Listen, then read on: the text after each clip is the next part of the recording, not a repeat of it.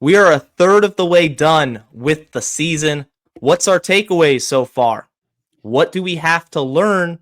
And what are we going to see moving forward? That's coming up all on today's Locked On Marlins.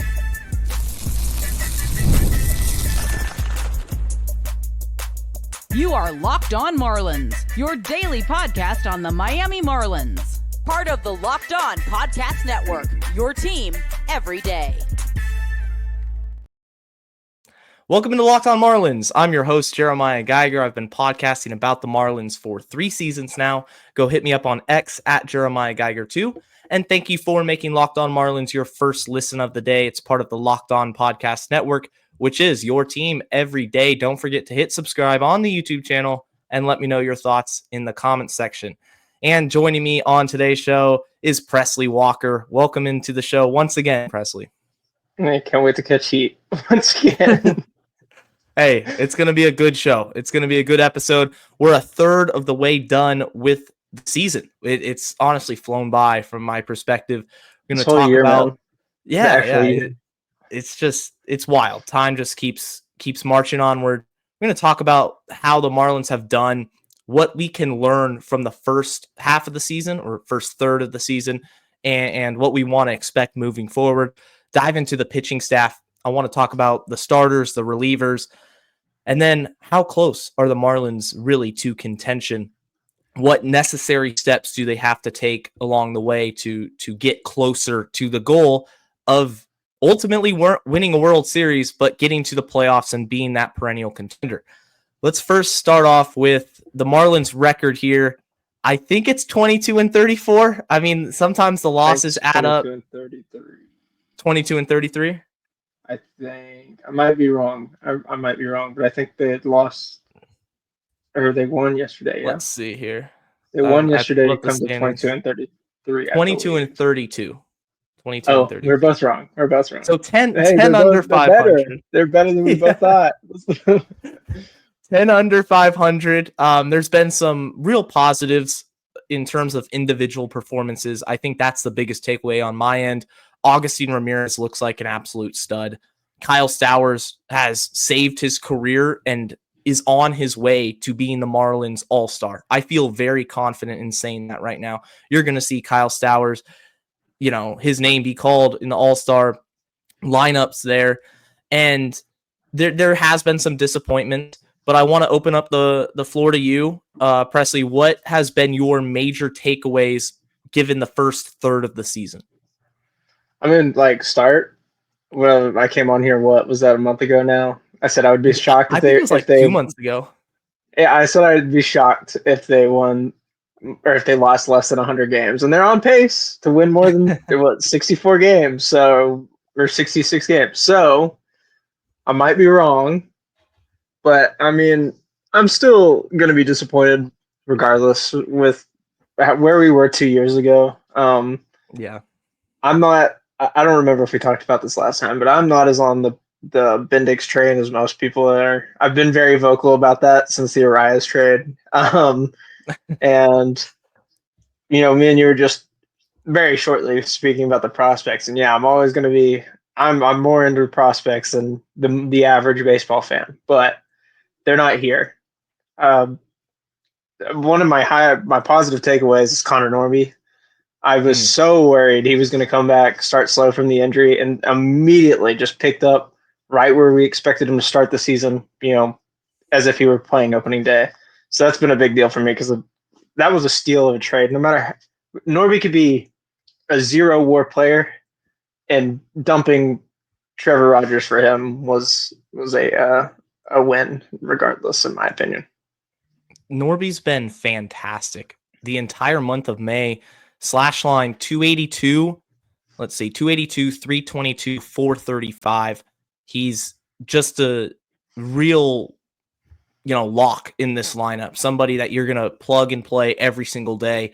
I know there's questions defensively with him at third base, but for the foreseeable future, as long as he continues to progress and get incrementally better, then he's going to be the third baseman for the Marlins for a while. I know he profiles as a second baseman, but as long as Otto Lopez, fine as third. Yeah, he's adequate. He's not like Brian Anderson was like a very, very, very good defending third baseman, and we're But he kind of couldn't used to hit. that. Well, we don't have to talk about that part. It's more just that like what we're used to as Marlins fan, even when they're at their worst, at the hot corner, both corners really have been pretty solid defensively over the last half decade. Yeah, I have no like qualms to pick on Connor Norby defensively because the value he brings with his bat is going to surpass any, complaints I have with the glove. He's been great. Augustine Ramirez. The Red Sox started Devers at third base for 7 years. If you can hit, We'll live. Yeah. If you can hit, we're good.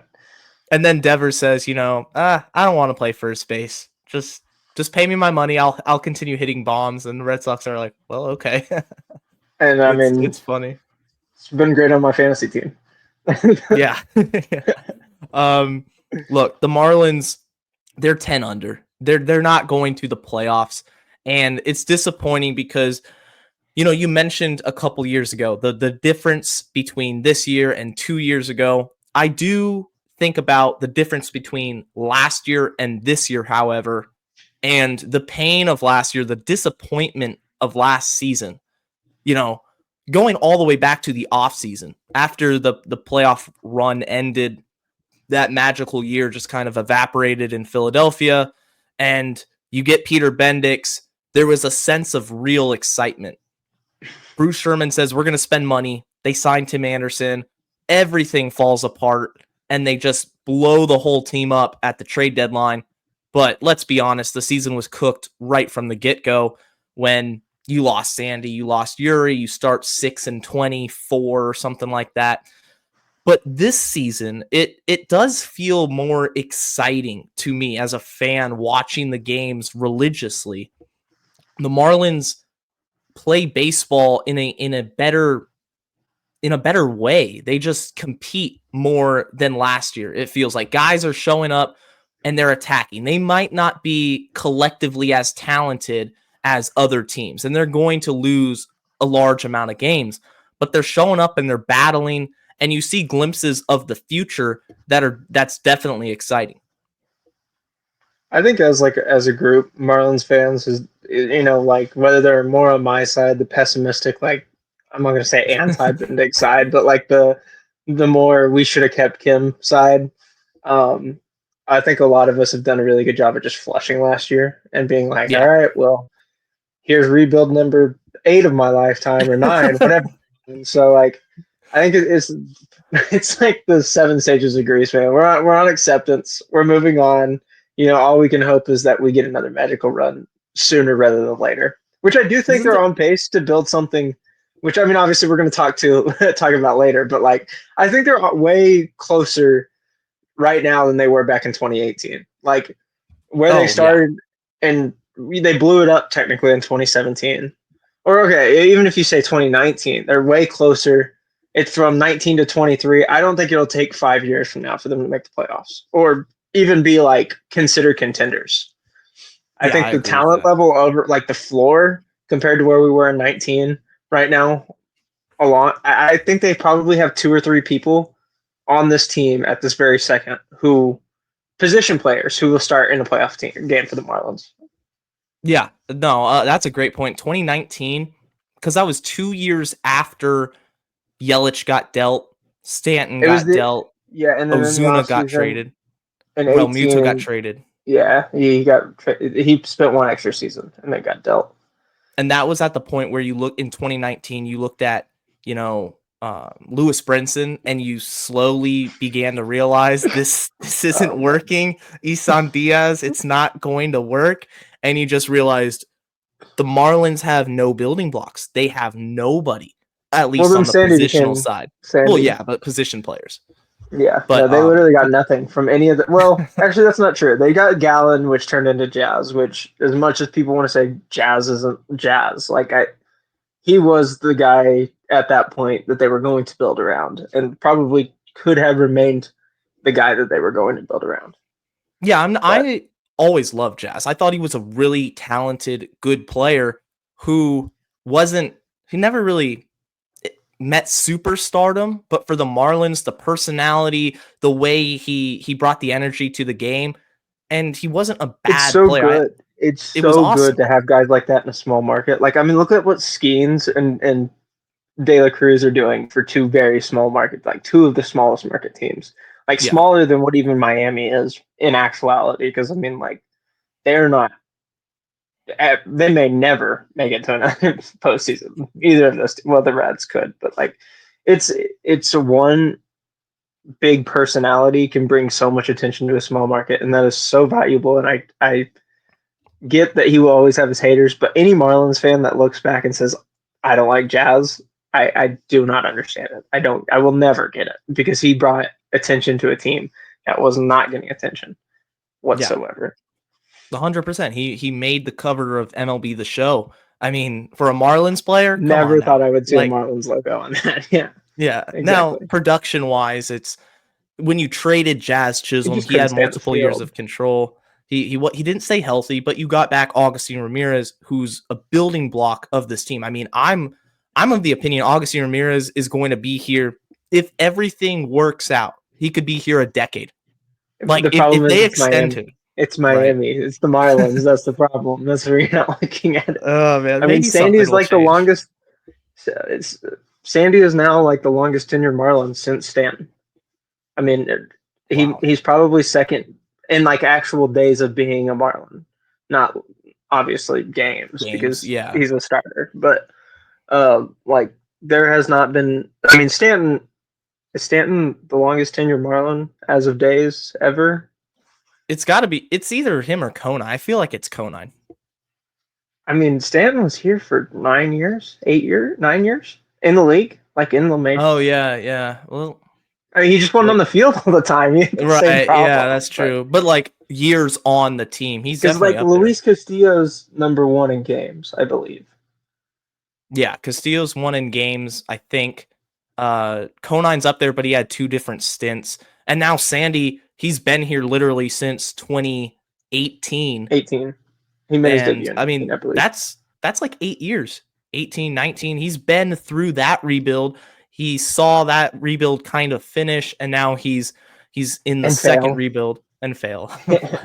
Speaking of Sandy, we're going to talk about Sandy and the rest of the pitching staff in the next segment. I'm excited for this one. There's a lot to break down. That's coming up right after this. And this episode is brought to you by our friends at Wonderful Pistachios. Are you looking for a snack that's both delicious and nutritious?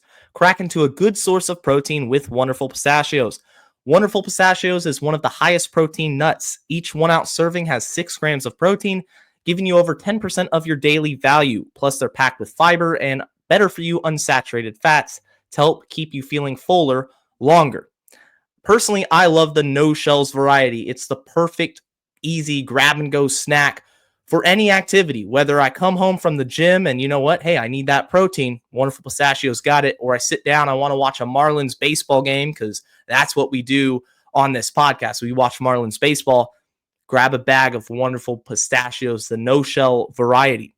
But if you like cracking open the shell, you just kind of a traditional pistachio guy or girl, then the in-shell variety is a perfect option as well. So get snacking and get cracking with the snack that packs a protein punch. If you're interested, you want some of these great pistachios, visit wonderfulpistachios.com to learn more. If you're an everyday listener of Locked On Marlins, I appreciate you for being part of the Locked On Marlins crew. Share the podcast with any of your friends or relatives that love Marlins baseball. If this is your first episode, be sure to hit that subscribe button so you don't miss any other episodes in the future, Monday through Friday. Now, I'm here with Presley Walker. We are breaking down the Marlins pitching staff, a third of the way done with the year, and the obvious name we have to start with, Sandy Alcantara. What is going on with Sandy? Can they trade him? Can he be fixed? Is he cooked? There's so many questions surrounding him right now. And I talked about this on yesterday's show. It truly feels illegal or sacrilegious to talk about Sandy this way. But what is going on? It's all mental. Hmm. That's like from a pitching standpoint, that's all I can think of really, because if you go look at the underlying metrics, they're all terrible too. It's not just like, but it's not like he went from. And I'm not here to take like a victory lap. I told you I did not win this conversation. Like my take was not directed at the future of Sandy. It was not. Did not think he was going to be bad. I thought like realistically in my mind, it was going to be like, oh, Yuri's going to come back. He's going to take his steps. In starting next year, if Sandy were to stay on the team, it would have gone Yuri Sandy. That was like my head. And now you're at the point where that's might have to be the case because you just can't do anything with him. Like you may have ruined all stock that he had. But it's, and I'm not saying it's like from being on the Marlins. That's another thing is I don't think it's like, man, this is like all he knows. To be completely honest with you, like you could say 8 years ago he was with the Cardinals, but he was in the minors. He never made it to the majors. This Yeah, is all he knows. he's It's essentially a homegrown Tommy Marlin. John. Yeah, it's Tommy John. It's all Tommy John. We people just kind of forget that 10 years ago when a pitcher got Tommy John, it was like 40-60. He was ever going to come back, let alone like be good again. Like come back and pitch in the majors. It was a big deal.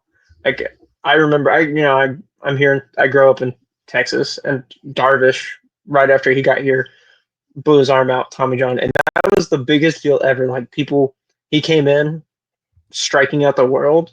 He gets Tommy John, and people were debating whether he was going to ever come back and pitch. So like mentally getting over that, rehabbing the time, the expectations that come with being who you are. Some people can just deal with that, and some people can't. And I'm not saying Sandy can't get over it, but in my opinion, if you're the Marlins front office, you have three options right now, and none of them are like, as us fans look at it, are going to be fun. I'm not putting this as one of the options, but they're going to most likely just continue throwing him out there and letting him shit the bed. I don't know if I can cuss. I'm sorry if I can't cuss. But like they're either going to just keep throwing him out there and letting him get his butt kicked every single start, which is not the right option. Your other three options, my personal favorite option is send him down to AAA, and not like or it is a performance demotion, but it's more just like, hey, go get your confidence back. We'll see you after the All-Star break. We've already discussed. You're not competing. You're not competing for anything. So we'll see you after the All-Star break. They go, whoever goes to Atlanta, they come back. He starts maybe game 2 after the All-Star break, and then you try to build up whatever stock is not there right now to get him back and tradable by the trade deadline. See, what I always think too is you have the IL. Like maybe Sandy woke up and his wrist wasn't feeling too well, and they gotta slide him on the 10-day, 15-day IL, and you just skip a couple starts. Or maybe that's all you do. Maybe you literally just call up somebody, from AAA, or you start Beozo, who's already on the 26 man. You just skip his start in the rotation. I mean, I'm kind of scrambling at a loss for solutions here, because he's the biggest trade chip, and the media continues to push this narrative where Sandy Alcantara is still gaining interest in other teams, and that's still a possibility. There's no doubt in my mind. That was option 2 in my mind, is you trade him, and you like, just because of what he's done in the past, you're probably looking at one top 20 prospect from a team, not like a top 20 prospect where we initially thought you probably could grab a top 20. Low. You are. That's the problem. Is why I'm like, exactly. And then option 3 for me was put him on the IL, but like, what is that really doing for him? You're just, if it is all mental, which I mean, I'm not in the room, but if it is all mental, then you're just hurting his mental more, because he's like, I can't get it done. And he's just sitting, in my opinion, sending him down is the best option to let him go get his confidence. Even if you go throw him in single A. Remember when Jacob deGrom went down, like when he was rehabbing, and they would just throw him against some random single A team, and he'd strike out 9 and go do whatever the rest just of the night. Mow him down, Jacob. Yeah, just give him something to get his confidence back. And if that's not the issue, then what is the issue? Then you have to look at the IL thing, because what is the issue? Yeah. I mean, his arm's healthy. That's the thing. I know we're the running pitches are long on the Sandy performing, Alcantara. but the pitches themselves are doing the exact same thing they were doing before surgery. So it doesn't make sense why they have all of a sudden become so hittable. Like if you go look at the pitch metrics, they're doing some of them are breaking more. His slider's breaking like 2 inches more horizontally. It's all location.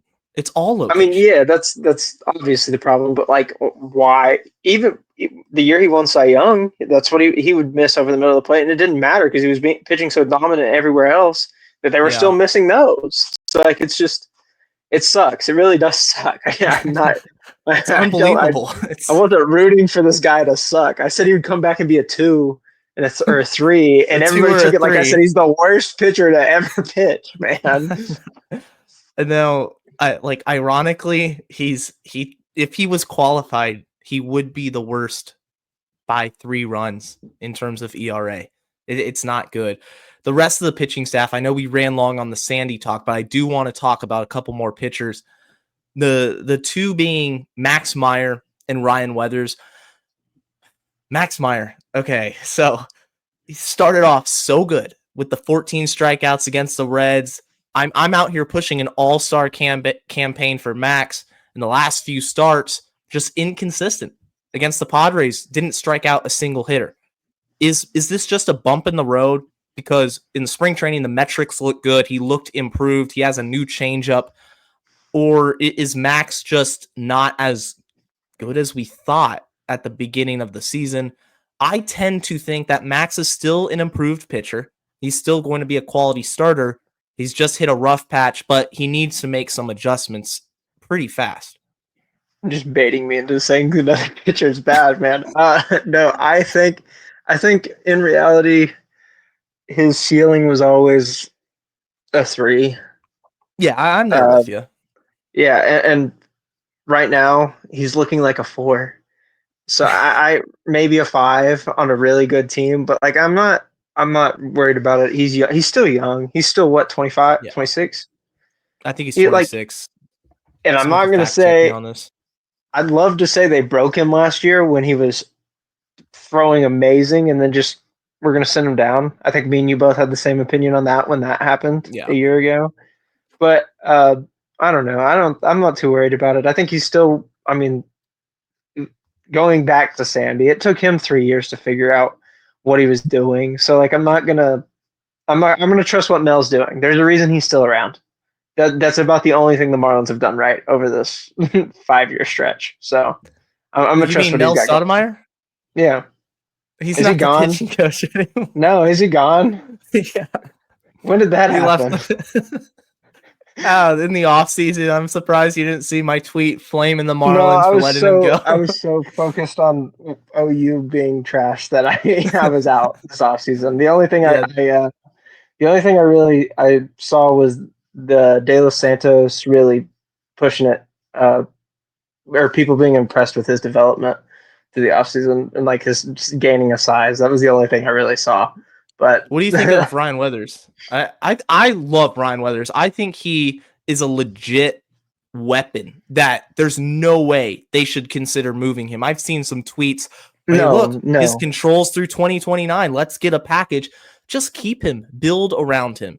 Like there's a chance when Sandy leaves, and depending how Yuri, handles returning to the big league rotation, he's only had 19, 21 starts, something around there in a major league uniform. Weathers could be your ace. Yeah. Way less. Really? I mean, it's certainly not more. 12. I think it's like 12. You gotta pull this. Because he came up right after the All-Star break and went down before they were even close to the postseason. Or maybe he went down. Well, I was right on the dot. 19. 19? Yeah, because he was up May, and then went down in August. It did not feel that long because I remember them shutting him down, and it made me almost cry. Like, yeah. I'm so excited for him to get back. I've been waiting. I'm really being impatient about it, which I know they need to take their time. But yeah, and I'm so ready for him to go. But no, I don't think Weathers is right. You can't move him. No. It's not a Trevor Rogers situation where he like shine. He's shown it's a lot closer to the Luzardo situation than it is the Trevor Rogers situation, where Rogers had that one really good year and then just kind of fell off a cliff, and we were just waiting for it to happen again and it never happened again. I think he was on the cusp of figuring it out. I mean, he was always a top level prospect when he was in San Diego. So like it was a name you were constantly hearing. They finally brought him over. They unlocked something. He's just not doing it consistently. Which then it's a question of what's going on, because Edward Cabrera was the same way, where he's like, they've unlocked something with this guy, but he can't do it consistently. And I think Weathers can either go that direction or he could turn and break out like Luzardo has at this point. That's a perfect comparison. I think you're going to see the rest of the season Weathers really establish himself as a frontline starter, as a solid 1 or 2 option.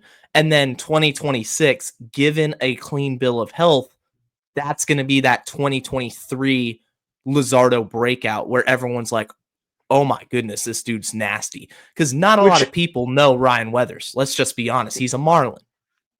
Well, most people probably still think he's with the Padres if they've heard his name before, like, because that's when it was a big deal.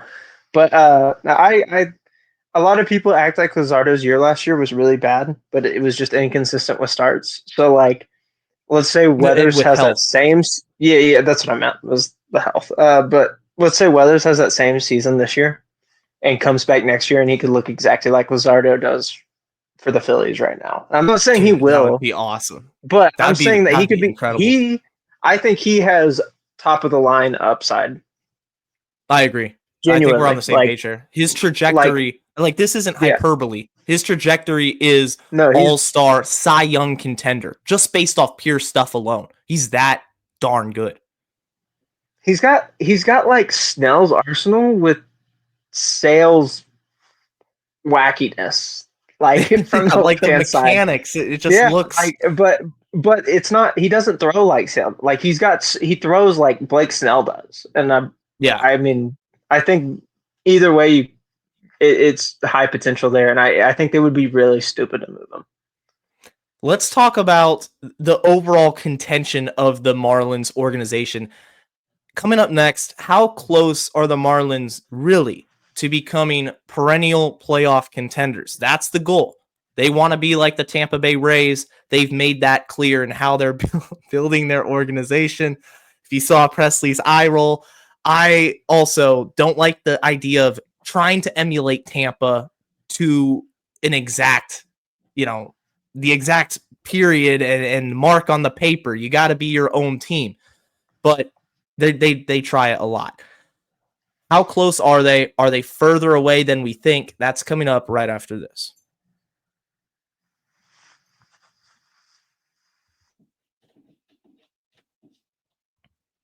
Back here on Locked On Marlins, let's talk about the contention. The contention for the Marlins. And a quick reminder, if you're watching on YouTube, that's awesome. Hit that subscribe button, but you can also listen to the show, Apple, Spotify, Amazon Music, all the major podcast platforms.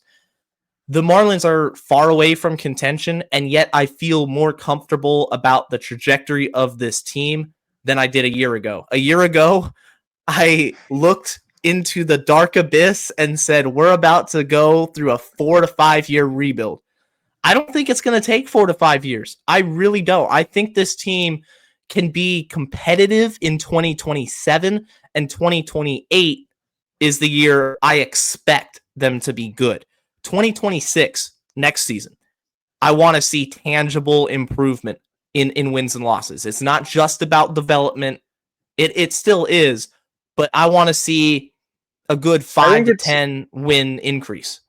I think it's a real potential to be like the was that 2021 Mariners, then 2022 Orioles. They're just like ahead of schedule. I'm not saying they're gonna make the playoffs next year, but I think they're gonna be like a real surprise team where they could legitimately go 1 or 2 games over 500, which I mean I would be fine with. I just want to see a team be like win games. I'm so tired of it's either like we're in a playoff push like we were in 20, which is like the COVID season, but it was either like that, like we were all in, the chips were all in, or we're off a cliff. There's no in between with this team, and I I have been saying it for a long time. I would be fine if this team wanted to go like 500, like something to build on. 500 is something to build on. If you do it years in a row, then it's a problem. But like 1 or 2 years of being a 500 baseball team means you're like two or three pieces away from being a playoff team. And I'm just so tired of going through the cycle of rebuilding and rebuilding. And I completely agree with you on the timeline. And I do think it could be here earlier than that. It just depends on what's going down. Like we need to see Joe Mack up probably this year. Like yeah. by like in September. We need to see I mentioned De Los Santos. We need to see him up maybe even opening day of next year. Like we need to see these guys coming up and starting to produce way faster than we've seen in the past. Like how long did it feel like we were waiting for Jazz to finally come out? How long were we hearing about Yuri before Yuri finally made his debut? Like it took them basically being like, we're 500 going into July, not obvious, like to make these moves. And that's why I'm like, we need to open with the mindset and game plan that we want these guys to start performing or start the year performing in the majors, because we're not pushing for anything, but real development comes that way. Like Connor Norby is a perfect example of that. He's not competing. I mean, he is. He's going out there and playing games every day, trying to win. But like he knows he's not going to the playoffs this year, but he's going out there not to get dealt. He's going out there to help build himself up. So when this team is ready, so I'd like to I'd like to see them pull guys up and do the same thing. Like I feel like they've handled the Norby situation way better than I thought they were going to. I just want them to continue to do that with other prospects. Yeah, I think when I look at the grand scheme of things, the Marlins right now, yeah, they're in a better place. There's still a ways to go. When I talk about them trying to be Tampa, that's not saying Tampa does it the wrong way. I'm saying it's so hard. They do, though, because they've never won anything. Well, so I'm going to stand on that hill. They've never won anything, so it is the wrong way. But the way they do it, I mean, they find success without the World Series. I want World Series. That's the ultimate goal. That's the dream. But I just don't think the Marlins should try to become another baseball team in every single method. Like, I have a bad feeling about it. Like, you have to be so perfect as Tampa Bay. Like, what they do behind the scenes when it comes to drafting, development, I mean, like, they turn guys that you would not expect into legit stars and like under the table stars. Like they're not going to be the giant brand names, but they get the job done and they all work together. The underrated part of this rebuild that I think needs to be talked about more is drafting. Drafting is so crucial for the Marlins. They have Frankie Pilieri, the new scouting director, and his first season, 2024, you went PJ Morlando, Carter Johnson, 1 and 2. I thought last year's draft was so important for this team, and I still think it was, because I look at the guys who were taken after Morlando. They chose to save the money for Carter Johnson, Ryan Waldschmidt, Carson Benj. I mean, legit prospects who I'm listening to the Just Baseball podcast, and Ryan Finkelstein, who also hosts Locked On Mets. He's talking about Carson Benj being a prospect that the Mets don't want to deal at all. And I'm thinking, the Marlins, they don't think that way about Morlando or Johnson. They're light years away from having that same attitude. So drafting moving forward has to be perfect. Not perfect, but well above average. That's how the Astros got out of their rebuild. The Kansas City Royals, they drafted really well. You have the 7th pick. It's kind of a weaker draft class, but you got to find talent. You got to develop talent. The Marlins have got to continue developing guys in order to find success down the road. Otherwise, if you just stay stagnant and this is your core and you make 1 or 2 trades, but they don't pan out, maybe 1 or 2 guys does. I mean, you've already hit the jackpot, in my opinion, with Norby and Stowers. Norby and Stowers are going to be here for playoff games if everything works out. Who are the rest of the guys going to come up? That's where the development comes in, especially in the lower minors or guys in AA, like the pitching staff, Robbie Snelling. You got to make sure their transition from the minors to the majors works out and they continue to be effective. I really think you got to continue this process. I think another big deal is that we talk about money a lot, obviously, as Marlins fans, because we have less of it than every other team.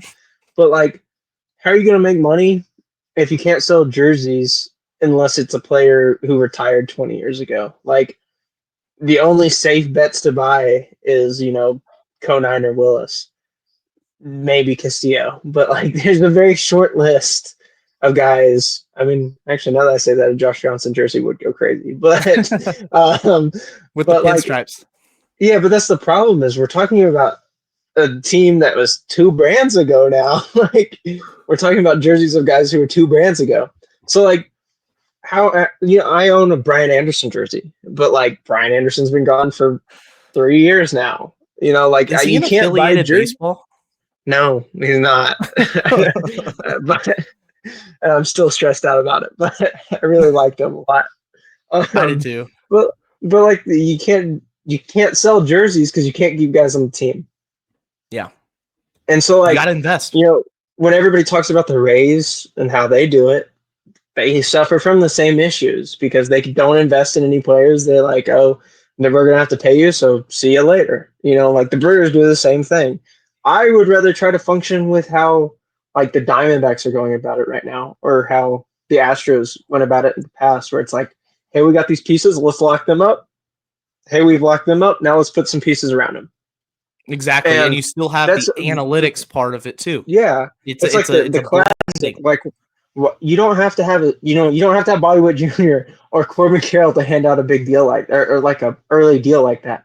If you threw $100 million in 10 years in front of Connor Norby's face right now, you think he's going to say no? Realistically, Absolutely do you think he's making signing that pennies on line, the dollar? baby? Yes. So why would that be? That's $10 million a year. That is not anything. In in 10 years, we're going to be looking at $10 million a year like it's a league minimum contract. So, like, the way it's inflating. But, like, I've never understood why small teams operate that way, because they're like, we need to have a star to give that big pre-arb deal out. And I'm like, you don't. It doesn't even have to be that big. Like, look at what the Red Sox just signed Christian Campbell to. Christian Campbell could be a perennial all-star. I mean, he's had flashes. He's sucking right now, but like he's had flashes, and they signed him for $70 million, 8 years, $70 million. Like, you put that much money. Like, think if you were, I'm 23, almost 23. Yeah. If somebody were to be like, hey, here's $100 million, you just got to play for us for 10 years. You think any 23-year-old is going to say no to that? No. It's, I mean, it's like generational wealth, So like, you do not have to wait for your Bobby Witt Jr. to get that contract out. And I would like to see them start doing that sooner rather than later, because if you can build those pillars, then you get the supporting pieces to go around it. Like, I kind of mentioned it earlier. There are guys on this roster right now that I expect to see the next time they make a playoffs. Like you said, Norby, Stowers. I think Lopez has the potential to be that guy. He just needs a little more development. Like, he has the potential to be that guy. Unfortunately, I'll let you take your victory map on Matt Mervis and stomp on his grave, because my Lord, I was very wrong on that one. But like, Ramirez would be a great guy. This would be a little early right now. Yeah. This would be a little extend at some point. Somebody. Yes, but it doesn't have to. The pockets. This is what I'm saying, though, is it doesn't have to be that $250 million 13-year deal. You can give a guy a 6-year deal, give him $60 million, and most of them are going to say yes.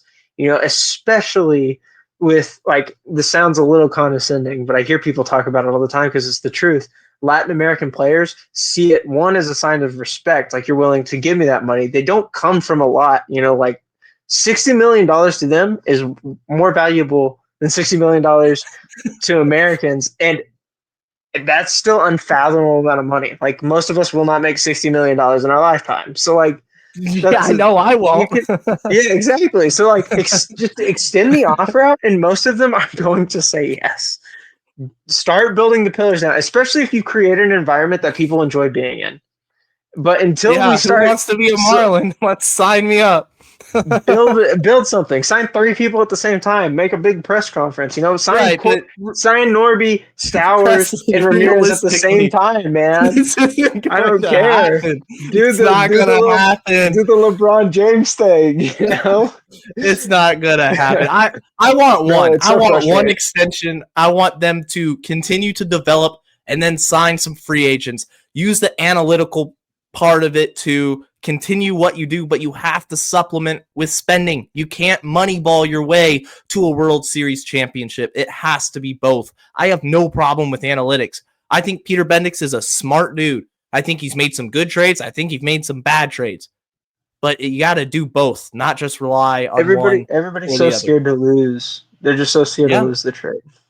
Well, I mean, that's the which is so funny because this guy's from the team that does nothing but win the trades. They're always on. They were on the right side of the Chris Archer deal. Like why are you scared to lose the trade? Go do that for us. Why can't y'all do this stuff for us?